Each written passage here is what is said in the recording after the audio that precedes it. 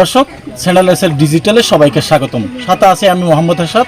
দর্শক, আমি এই মুহূর্তে আছি বাঁশখালী উপজেলার বাহাসরা ইউনিয়নের 3 নম্বর ওয়ার্ড।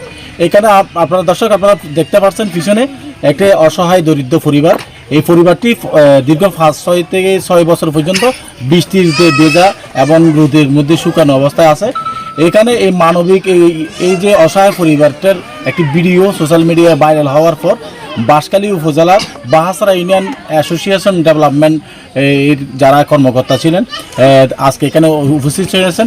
তারা হচ্ছেন অ্যাডভোকেট মুফিজ ভাই, অ্যাডভোকেট জসিম ভাই এবং সাবেক সেনা কর্মকর্তা আবুল খায়ের ভাই। তাদের এই সংগঠনের মধ্য দিয়ে আজকে দিনব্যাপী বাঁশখালী উপজেলার বাহাসরা ইউনিয়নের বিভিন্ন অসহায় দরিদ্রদের মাঝে টিন বিতরণ বিভিন্ন সামগ্রী বিতরণ করেছে। ধারাবাহিকতায় আজ বাঁশখালী উপজেলার বাহাসরা ইউনিয়নের 3 নম্বর ওয়ার্ডে একজন মুর্শিদা বেগম এবং মমতাজ বেগম তাদের পরিবারের পাশে দাঁড়িয়েছেন ভুক্তভোগী এবং যারা বাহাসরা ইউনিয়ন অ্যাসোসিয়েশন ডেভেলপমেন্ট কর্মকর্তা এসেছেন তাদের সাথে থেকে বিস্তারিত চলুন জেনে আসি।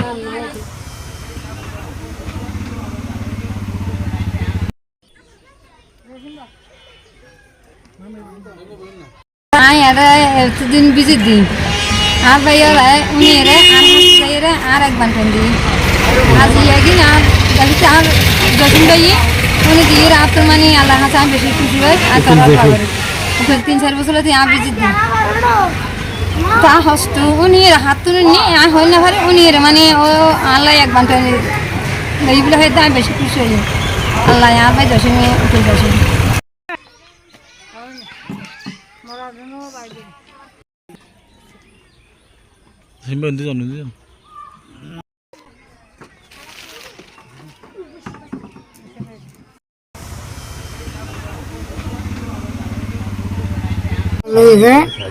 অসহায় যে 5 বছর বুঝি দি পেরুষে বস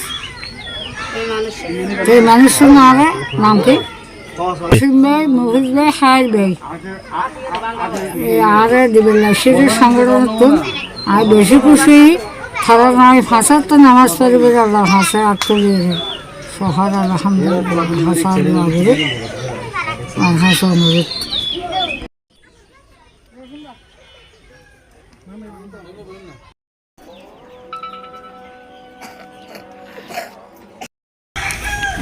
আর হুগলি দেশের মানুষ সবাই বন্যবাদী মানুষ তার অতল দিক গরিব গুণ্য যারা আছে ঘরে আরো বলতে পারেন তারা মানে ধন্যবাদ জানে। আর আমি এই এলাকারই সন্তান 3 নম্বর রোড রত্নপুরের। আমি সবার উদ্দেশ্যে একটা কথা বলবো, আগে মানবিকতার নিজেকে তৈরি করতে হবে, আবার আপনাদেরকেও সেই মানবিকতার কাজ করতে হবে।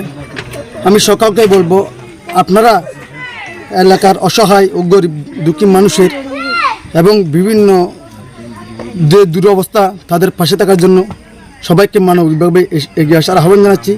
আমি ভিডিও কর্তৃপক্ষের প্রতি আন্তরিকভাবে কৃতজ্ঞতা জানাচ্ছি, বিশেষ করে অ্যাডভোকেট জসিম ভাই, অ্যাডভোকেট কাজী মুফিজুর রহমান ভাই, আবুল হায়েদ ভাই থেকে শুরু করে যারা সদস্য সকলের প্রতি যারা অর্থ দিয়ে শ্রম দিয়ে সহায়তা করছে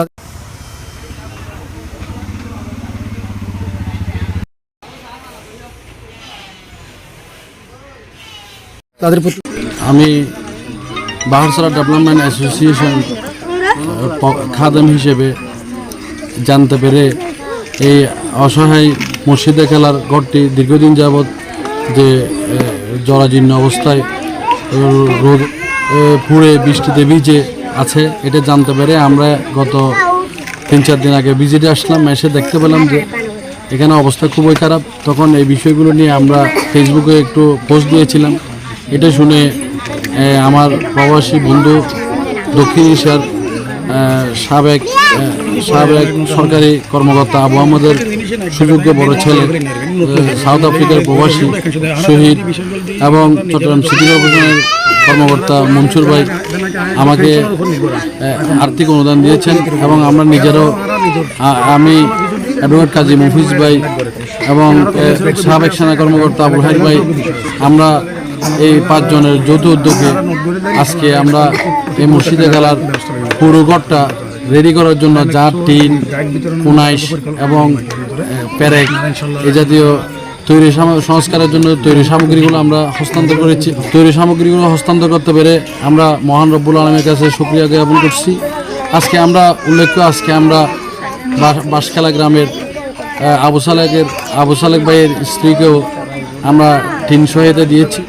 বাঁশখালা হাসান মাদের বাড়ি আমাদের একে মজুমদার সাহেব ওই সাবেক সেনা কর্মকর্তা 4 নম্বর বাহারসা আমরা প্রত্যেক বিত্তবান ব্যক্তি দান করে, সাহায্য সহযোগিতা করে।